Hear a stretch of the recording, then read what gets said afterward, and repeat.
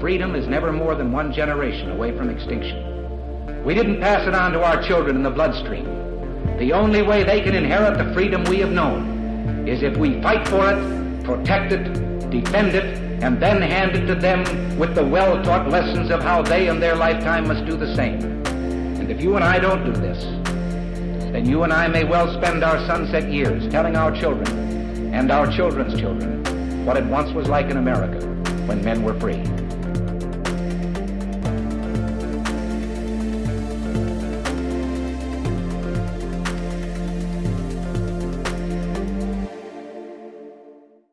Hey, everybody. Welcome to episode number 432 of Gun Freedom Radio, where we engage, we educate, and we inform. We are brought to you by azfirearmsauctions.com, where you set the price on guns, ammo, and accessories. I am one of your hosts, Cheryl Todd. And I'm the other guy, Dan Todd. Our theme today is, I really don't want to say it because I don't like to put these three words in one sentence. Politics, mental health, and guns. They don't work together. And our guest is Sandra Richardson. Sandra was a victim of the New York SAFE Act and a false reporting concerning her mental health. Sandra is a gun owner, was the subject of a false New York SAFE Act report. Thankfully, the court determined the report against her was arbitrary or an abuse of discretion, and her rights were restored. After that ordeal, she brought together data that clearly shows that the New York SAFE Act was created a very large barrier to mental health care and is ineffective to capturing its target population, which we see all the time now. Absolutely. Welcome to the show, Sandra. And I'm so sorry that this has happened to you. Well, thank you. Thank you for having me on, and it's really a pleasure to meet both of you. Yeah, I'm sorry it happened to me too, but, you know, we have to take the experiences we're handed in life and try and turn those lemons into lemonade, which is what I've been doing, and it's taken quite some time. So do you want me to dig into what happened a little bit? Yes, Yeah. Just dive right in. Where to start? Okay. So first I'm going to say, this is my disclaimer. Okay. I'm speaking about my experiences, my research, and my opinions. This research that I dug into was done without any financial support, and I am not representing any employer or organization. Now, why do I say that, dear listeners? Because in June of 2023, I did retire from New York State's Department of Health. But none of this research that I did was done on their time or with their resources. And I think that's very important to put out there, because when we're reading literature about issues or health or whatever we're reading, we really have to consider where the funding sources are coming from, because that will dictate what results are permitted to be released. So what I've done was done on my own. There was no organization behind it saying, thou shalt do this and it needs to look this way. Okay, so that's my little disclaimer. So who am I? Okay, so we all wear a lot of hats in life, right? You and I probably wear different hats. All the listeners out there, you know, you have your own hats that you're wearing. The ones that come to mind for me, I'm a daughter, I'm a sibling. I have this all written down, so if you see me looking to the side, that's why. Fine. I'm a spouse, I'm a mom, I'm a grandmother to two wonderful young children. I'm a friend to many, I'm a colleague, I'm a mentor. I'm a lot of different things, depending on the circumstance, right? Just as we all are. And that's good. We have whole, full lives with a lot of great things going on. Things that I enjoy, like we all like different things. I'm going to say a common theme of this audience is we all like guns, right? I also enjoy hiking. My husband and I do a lot of off-trail hiking, and in that circumstance, I think it's really important to carry a gun because, yeah, there's bears and things. But anyway, there are things out there in the woods. But I enjoy gardening, I enjoy hiking, I enjoy fishing, I enjoy hunting. And I will say I did get a white-tailed deer on the first day of muzzle loading season this year. So I was kind of happy about that. Nice. Right? Congratulations. Thank you. Thank you. So who else am I? What other hats do I wear? In terms of my educational background, I have a bachelor's degree in nursing and master of science degree in epidemiology. So what is that? People often go, what's epi? That has to do with skin. No, epidemiology is the study of population health. So it's derives from the same word as epidemic, to put it into place. I've worked in clinical settings, and most recently, as I said, I worked for the New York State Department of Health as a research scientist for 14 years before I retired. So I did population health research. So it's a thing, it's a skill set that I have. So I'm going to share information not just about what happened to me, but about the information I've dug up since then. And I'm going to tell you, you get to be the first people to put it out there on the radio. My research paper was published yesterday in a peer-reviewed journal. Congratulations. And it is called, The Archives of Epidemiology and Public Health Research has Nice. Published my paper. And it took quite a bit to find a peer-reviewed professional journal that would publish it because of the bias against guns. Yes, it's ridiculous. What happened to the scientists, the unbiased scientists in the world? It is insane to me. Yeah, politics doesn't have a place in healthcare, but unfortunately it has crept in. Okay, so what happened to me? So in April 2020, I was really stressed out. Okay, we all turn back the wheels of time to think about it. Really contentious political climate at the time. We had a lot going on early in the pandemic. As somebody in my role at the New York State Department of Health, I was doing a lot of new work. I was part of the team that was tossed right into all the data, right? I'm a certified SAS programmer, statistical analysis software. So we were doing all the data analysis, right? And so there was that going on. And then we all have home stuff, right? We all have things in our lives that go on that can come together and cause a lot of stress. So I reached a place where it was really interfering with my ability to function. I was not sleeping for days. I was having a lot of trouble eating. And I was like, that's not a good place to be. Yeah. I need some guidance in dealing with all of this stress, because whatever our pile of stressors may be is not as relevant as the fact that we recognize that and say, what am I going to do about this? Yes. Right? And deal with it. Yeah. So in That's dealing with healthy that, to do that. Exactly. It's healthy to take good care of yourself, whether it's your physical health or your mental health. So I sought care, right? I sought guidance for dealing with this pile of stressors that was interfering with my ability to function on a daily basis. Calling around, there's nowhere that you can get an appointment to talk to somebody for like 2 or 3 weeks. So I went to the only place where I could get care, which was at a crisis center. I was there for a couple hours, talked to a couple of people, and went home. No medications, no admission, nothing. Right. 5 weeks later, I find out that they reported me under the New York SAFE Act, Mental Hygiene Law 9.46. So this is a different law than red flag laws that were recently passed.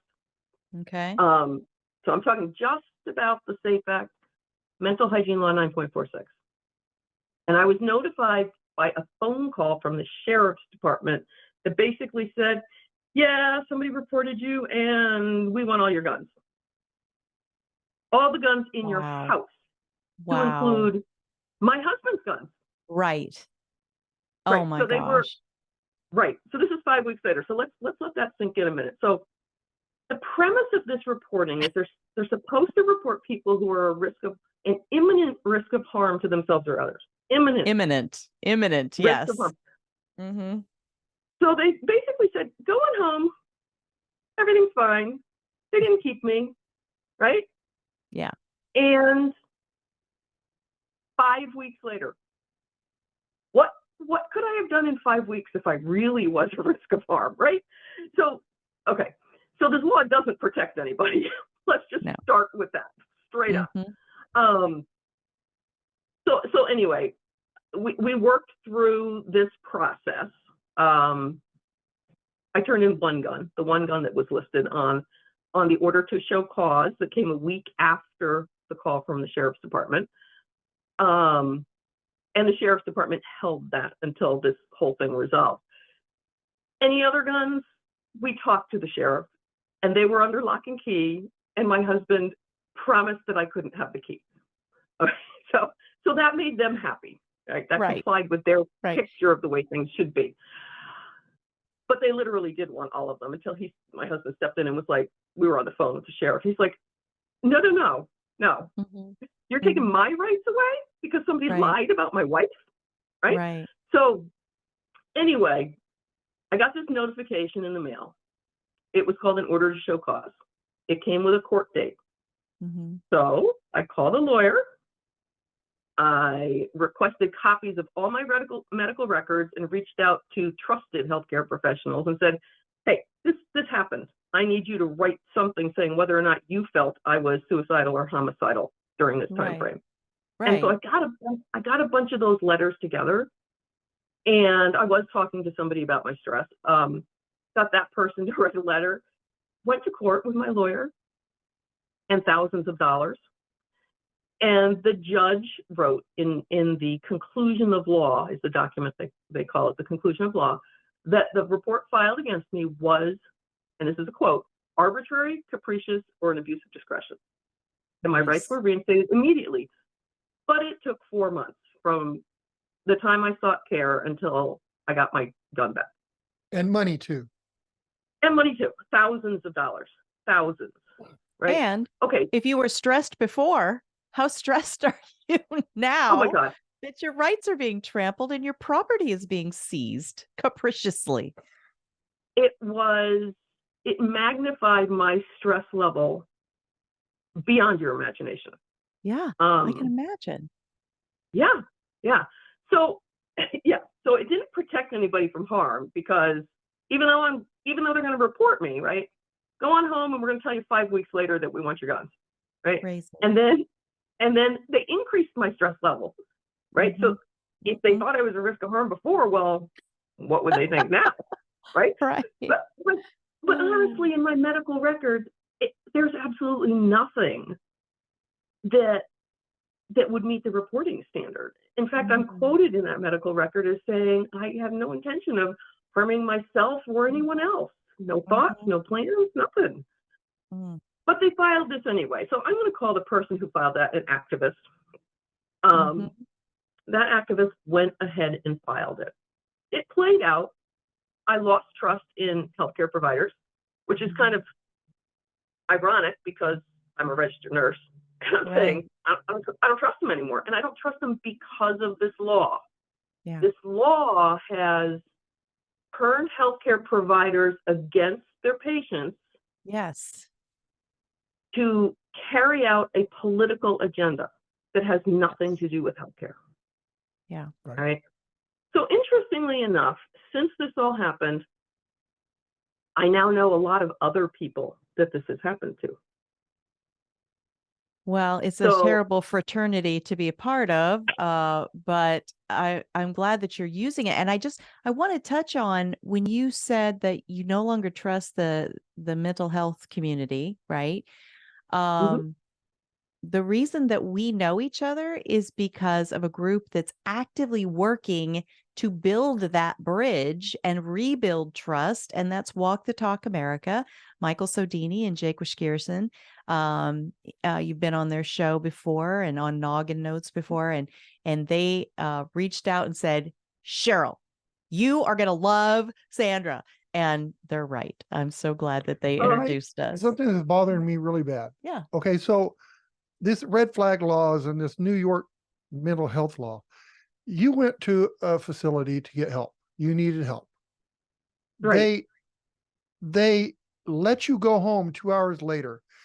If you were so important that they needed to notify the sheriff that you had guns, exactly, they should have never let you walk out that door. Exactly her point. And the other, but I'm not an educated guy, and I can get this. The other thing that really bothers me is, we're going to come get your guns. Well, how many guns are you going to come and get? Because you don't know how many guns I own. And the But that's third right. one, the most important of all, is you don't need a gun to cause harm. Right. Exactly. If you're, you're the tool that if you were a person danger. that needed to be protected, you are the one they need to take care of and not the stuff Quarantine. around you. Yeah. Right. And so Yeah. so it's like, what? I'm just a normal guy. Why can't the people who are educated see that? What good does it do to take somebody who is mentally disturbed, whether, temporary or whatever? What good does it do to let them go? There's so many tools out there a person could use. Exactly. That's all. You're right. You're right. And Walk the Talk America, the folks there are doing a fabulous job. Yeah. And you're 100% right. That if they believed that I was a risk of harm to myself or anyone else, they should have kept me there. And they did not. And I want to interrupt one more time. One more thing. The most valuable tool is your husband, because he's with you every day. He knows you. He would know whether or not that maybe we should take the guns away. And there's ways to do that. Put them in safe storage, keep my guns, stuff like that. So the problem is these people, they're politically driven. They want to make a statement. They don't care that it costs you thousands of dollars. They don't care that it costs you pain or your family pain. Right. So are they really there to help you if they're doing stuff like that? No, exactly her point. I'm sorry. It just made me so angry. I was steaming. Now he's riled up. Because it's like it's so stupid. These people think the red flag laws are the savior, and they're not at all. Well, and that's what my research, goes into. So I got my rights back, and I wanted to understand more about how this law was really impacting the public. Because it made me angry too. It made me angry that this happened to me. And after I did, I've done, I think, 5 podcasts on different platforms. I've written a couple articles. I've had articles written about me. I now have this research paper published. So I've been very vocal about this, which is unusual for me. I'm not a person who likes to be out there. I'm sort of a reserved person, right? I mind my business and do my thing, and so it's unusual for me to be putting myself out there publicly, and particularly in the area of mental health and guns, because those are so politically hot. It just, people have opinions one way or another. They have beliefs, whether they're based on fact or not is another story. So this experience made me very angry, and I found it very disturbing. I have gone on the record, and I am putting myself out there because this should not happen to anyone. Yeah. Not only should it not happen to individuals, it shouldn't be happening to our communities and our public at large. This reporting, as my research shows, undermines public health. It does not support it. Yes. All right. So I used my skills that I used when I was working with the Department of Health to dig into the issue. And I said, there has to be data. It took me a year to find anything. Like, I asked everywhere. I submitted freedom of information requests all over the place. Most of them were dead ends. But I did find data from the New York State Office of Mental Health and from the New York State Department of Criminal Justice Services. Another thing that really burns me about this is basically you get reported to criminal justice services for seeking health care. Wow. Like they're turning mental health care into crime almost. Yeah. It shouldn't be that way. Everyone should be comfortable seeking care. But laws like this turn that upside down, and people are not comfortable seeking care. So I started digging into this. And the paper that came out yesterday is titled Codified Barriers to Mental Health Care, an Example from New York State. So a barrier to care is basically something that stops people from getting adequate health care, right? So you can think of things like, let's say, like health literacy, lack of providers would be barriers to care, right? Those are some common ones. But policy can also be a barrier to care, right? So New York's laws, all right in there, something that's codified, the word codified in the title, is put into law, right? And we think about, tax laws or codes, right? There's lots of codes, driving regulations, there's all kinds of things. So New York put into their law barriers to mental health care. Yes. The New York SAFE Act is used as an example to show how big that barrier is. And to show actually that not only is it a barrier to seeking care, it is ineffective at capturing its target population. Right? Yes.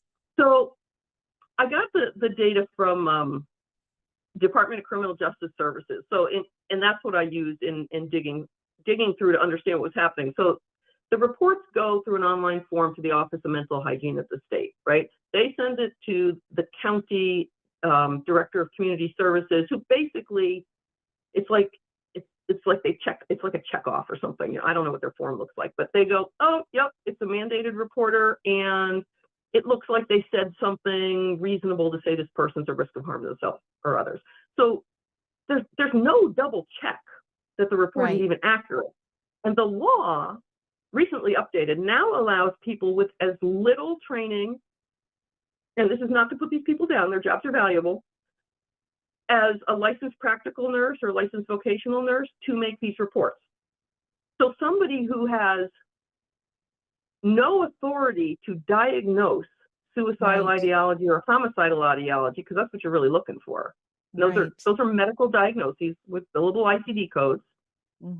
People who have no authority to make that diagnosis are putting in reports through channels that don't get reviewed by anybody for an independent second opinion. What could possibly go wrong? And then after the director of community services, just checks, it's a mandated reporter, and they said something reasonable and sends it off to criminal justice, you get put in a database where you can't own guns for 5 years, period. Okay. Gosh. Now, I got those numbers from the Department of Criminal Justice Services. And for the 4 years I looked at, and I'm going to look down at my numbers so I get it right here, it's about 18,000 database searches a year. So the Department of Criminal Justice Services gets the information. They hit it against the handgun registry, because in New York State, if you have a handgun, you have to have a handgun permit. That's the rules here. Right. Well, guess what? I happen to have a handgun permit. So when my report made its way all the way to Criminal Justice Services, and they did their database search to see if I had a handgun, I did. That's the only reason I got a day in court. Wow. Guess what else? I asked them in my Freedom of Information request, not just how many database searches they did at Division of Criminal Justice Services, but also how many of those were reported back to the county. Because if you have a handgun permit, they report to the county sends you the order to show clause with a court date. Okay. Only 1% of those 18,000 per year database searches get reported to the county. That means 99% of the people reported under this law have no way to challenge the report. Wow. You're not ever allowed to see the report. Wow. You are not told there's a report. There's no mechanism to let you know that you're now in this state database, that you can't own guns. So there's probably a lot of people out there who are in the database that have no idea. Oh my gosh. I need to put this on my list of 583 reasons why not to live in New York. I'm so angry. It's just almost like, did you even attempt to go after the person that gave you that recommendation? Oh, wait, you're going to love this even more. I'm not sure I am. So I did try. Because filing a false report is in fact professional misconduct under the New York State Office of the Professions. And I did file professional misconduct things, right? And bottom line, you can't hold them accountable because it states right in mental hygiene law 19.46 that if the report is filed in good faith, there can be no criminal or civil penalties.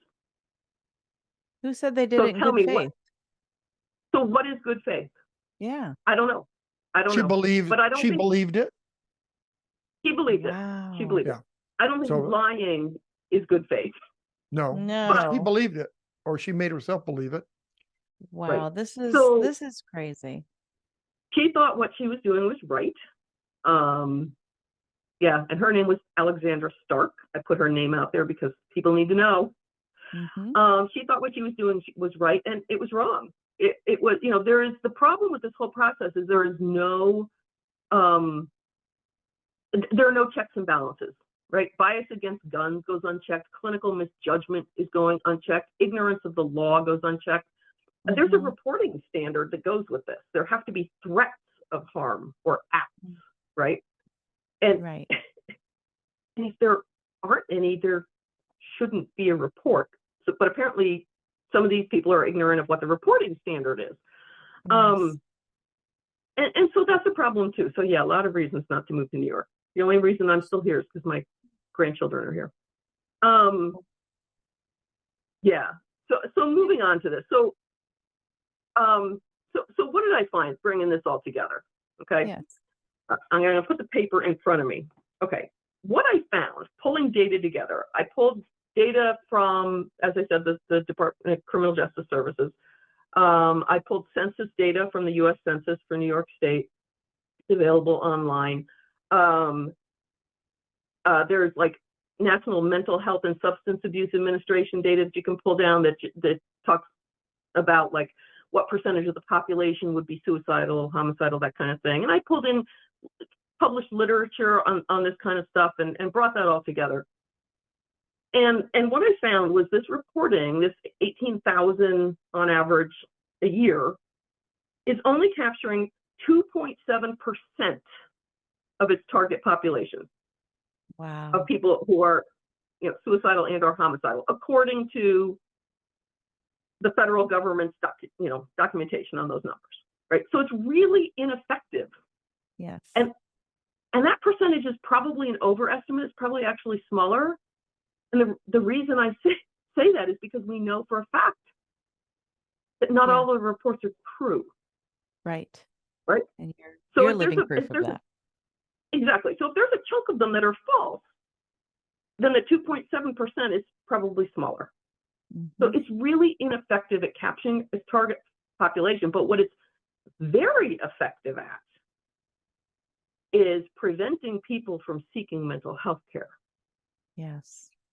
All right. It's terrible. So using the information that I found, all that data that I found, and the other literature, about 9% of the people are expected that they're less likely to seek care because the law exists. And that's from a research paper written by a group of psychiatrists out in central New York.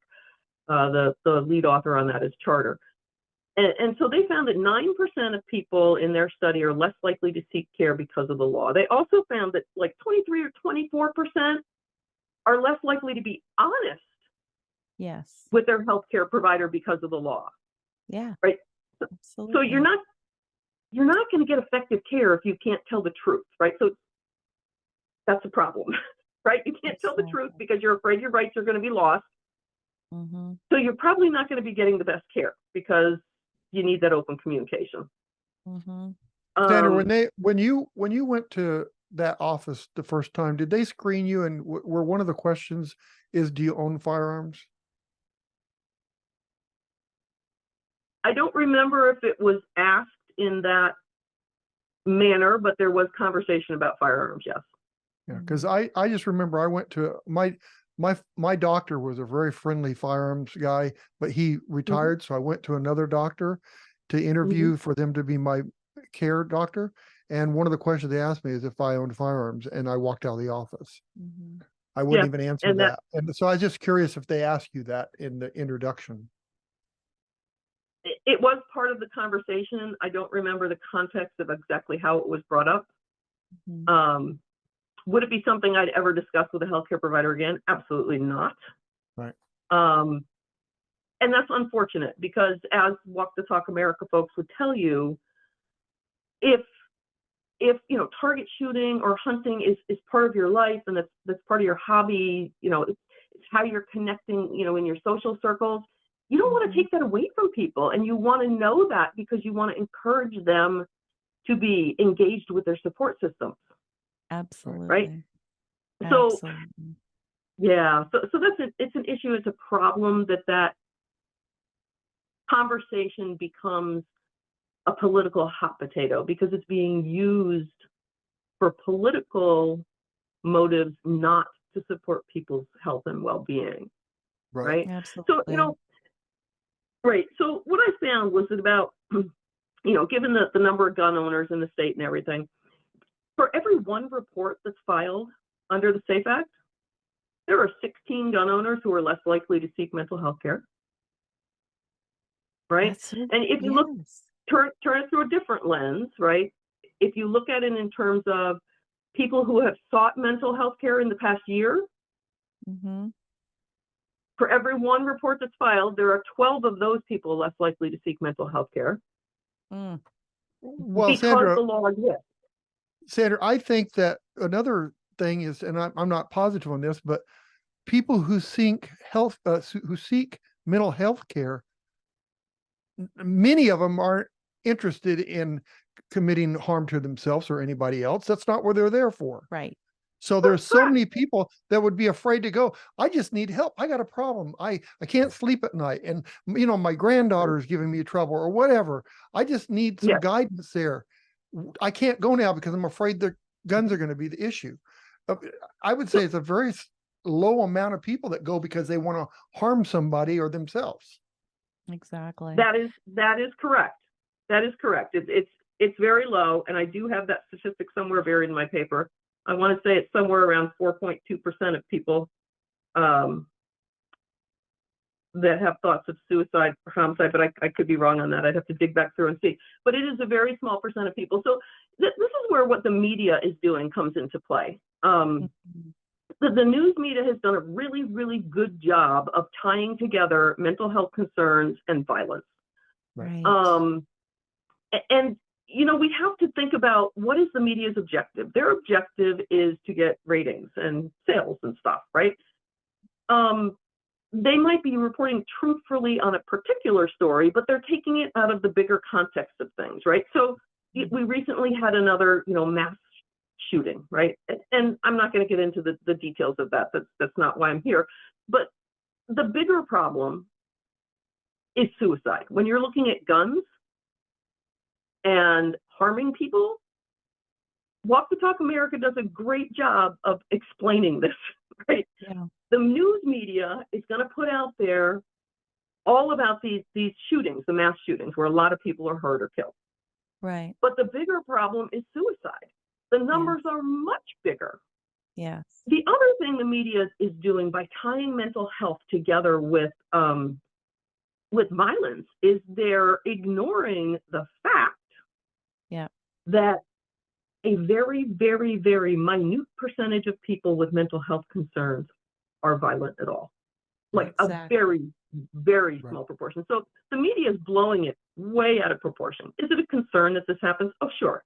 Absolutely. No one wants people to be hurt from, car bombs, from guns, from, knives, whatever it might be, fists.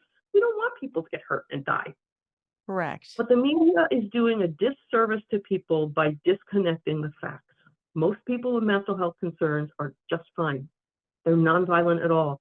And we're not talking about, as you were saying, we're not talking about people who are, necessarily like schizophrenic or having hallucinations and stuff.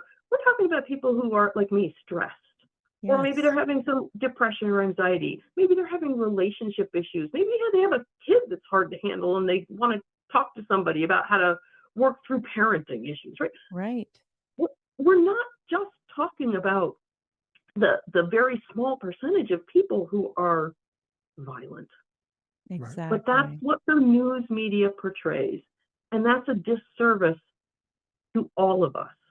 Absolutely it is. Right? Well, They're tying together wrong. But anyway, I know we're coming up on time. Do I have a minute to go through some of my constitutional concerns? yes, please. Yes, that's important. Okay. But we are a little time stressed, but go ahead. Yes. I hear. Yep. Okay. So in digging through all of this, and putting my story out there, putting together research and, bringing together numbers and showing that this reporting in New York State is in fact harmful and undermining public health rather than supporting it and protecting people. Right. My purpose is awareness. I want to make people aware. Mm-hmm. We need to take care of each other. We need to protect each other from, unfortunate political agendas. These are people who, in my opinion, are culturally ignorant. Like people who are law-abiding gun owners basically have a culture. Yes. We are safe with our guns. Yes. We are careful with what we're doing. We're not out to hurt people. Exactly. The people who are passing these laws don't understand that. It is cultural ignorance. Yes. Okay, so I have a multitude of constitutional concerns around this. Okay, one is Second Amendment, of course. This is your listening audience here, right? Yes. They're taking away rights, and it's unfounded.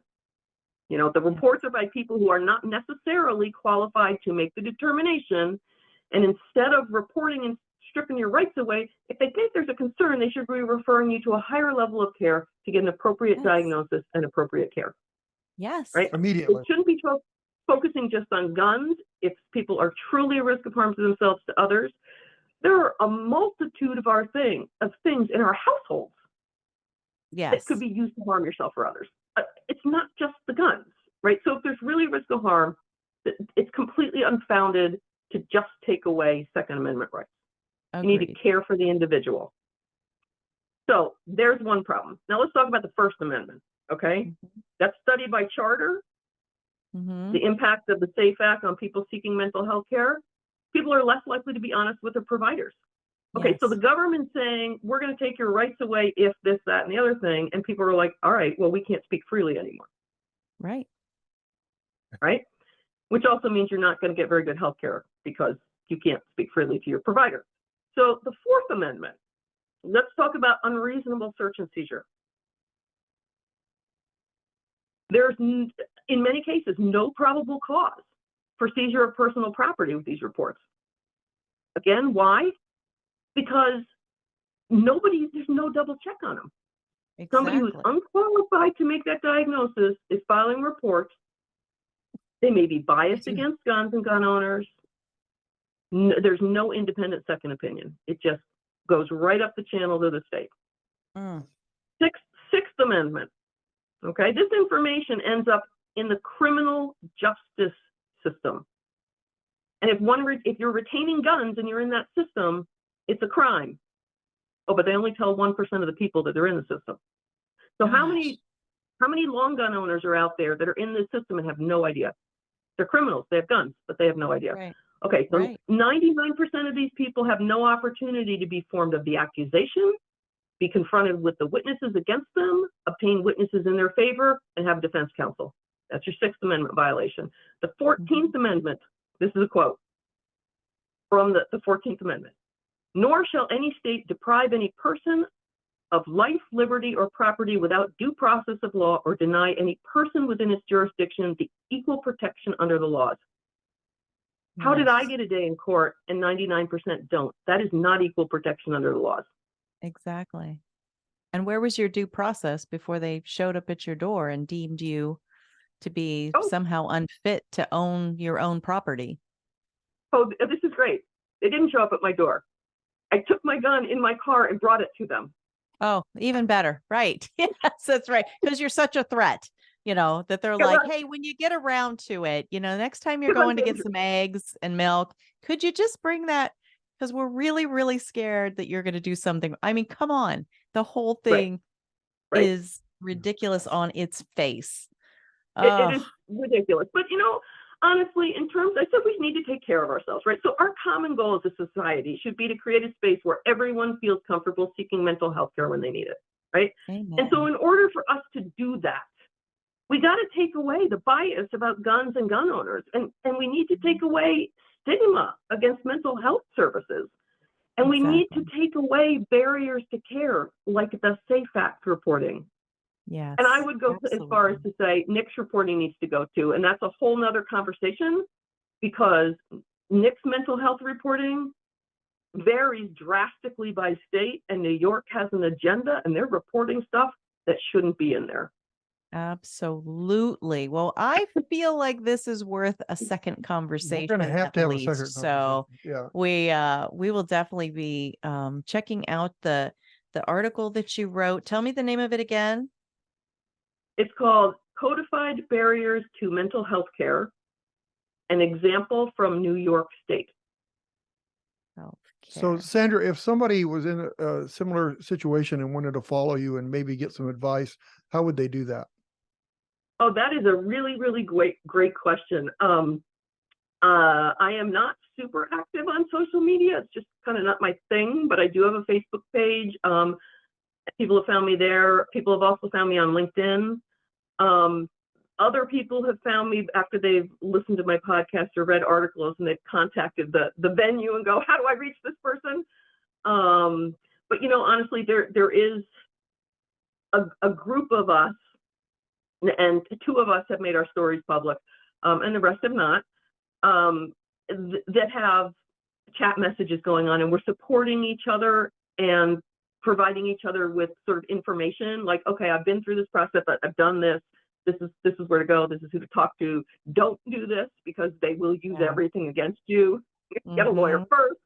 You know, so we are supporting each other. And you know what New York's doing is it's just so egregiously wrong. I can't even tell you how wrong it is. I got my rights back, but I'm still at this because they're doing it to other people. Right. It's crazy. Well, Sandra, thank you so much for fighting back. Right, for speaking up and for sharing your story with us on here today. We so appreciate you. And if anybody reaches out to us to reach you, we will definitely connect you. Sandra Richardson, thank you so much. Thank you for having me. Absolutely. Bye-bye now. Bye-bye. Thank you. Wow, what a story. Yeah, just making me more angry that, you know, these people that have no education on, you know, they're just throwing people, taking their rights away from people for no reason, just because it's their agenda. And you know? And I think equally as bad is the barrier she's talking about. So the next person that is just kind of in a bad place, and look at the world around us. Right. Tell me people aren't needing to, you know, unpack through some talk therapy about how their finances are crumbling around them. You know, I want to go scream at somebody. You know? But well, right now we just need to wrap up. We do. And you know what? It's the right day to go howl at the moon, right? Because it is Halloween. We are in the studio on October 31st, 2023. And so just to make sense of Danny's unusual apparel. I'm trying to make excuses for the way I dress. I dress like this every day. It's scary. Spooky. Anyway, thank you so much to our amazing guest, Sandra Richardson. Thank you to Walk the Talk America for the work they're doing and for connecting us with Sandra. No thank you to the politicians of New York. I mean, they constantly do these feel good, sound almost good laws that just do exactly the opposite of what they propose to do. Thank you to our amazing listeners all over the planet. Thank you for taking these conversations into your spheres of influence, because the next time you have a friend that's like, oh, yeah, well, you know, guns in the hands of crazy people and red flags make sense and yellow flags make sense. Something brand new I've just learned about, by the way, yellow flags. Got to go and look those up. They need some black flag on those people. Black flag. This is why. Sandra is why those things might sound good, but they don't do good. So let's work on finding things that do good. If somebody is not trustworthy to be in public with the rest of us and you're trusting that they will follow the rule not to go get a gun or to turn in all of their guns, you're wrong-headed in the first place. If that person is such a danger, they need to be quarantined away from the rest of us. All right. Really quickly, before we go, we want to talk to you about a company that makes these delicious snacks. They're one of our favorite things to nosh on. Simply Fit by Peach Praline. Those are the best. The company is patriothousehold.com/GFR for Gun Freedom Radio. What you can do is you can cut the cord on those big shopping conglomerates that do not share our values. You can go into the system, you can create your shopping list for your shampoo, your laundry soap, your lotion, your toothpaste, your delicious snacks, and even steak is yummy. Yes, steak and no hamburger. mistake about that.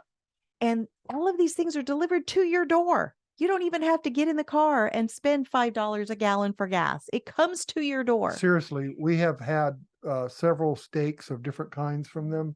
And I was a little skeptical of meat being delivered to my house. I'm going to tell you, I will not go to the grocery store and buy it anymore. I want them to so work on getting good. chicken next, but yes, it's a good. great organization and they are supporting us. So every order you place, a piece of that, a financial piece of that goes to the Second Amendment Foundation, who is out there fighting these battles in the courts all across the nation.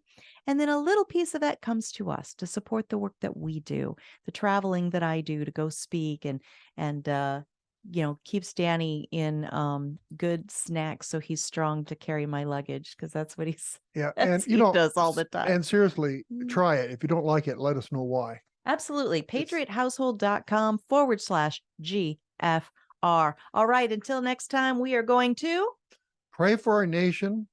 Pray for our leaders. I don't know about New York, though. But and yes, pray for our leaders, the ones that we don't like, all that stuff, because the ones we don't like, there's several of them in New York and they need our prayers. Yes, they do. They definitely need our prayers.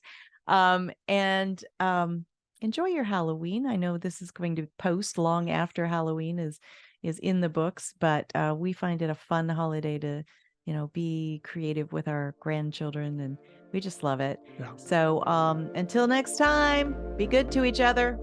Have a great week, and God bless. Bye-bye.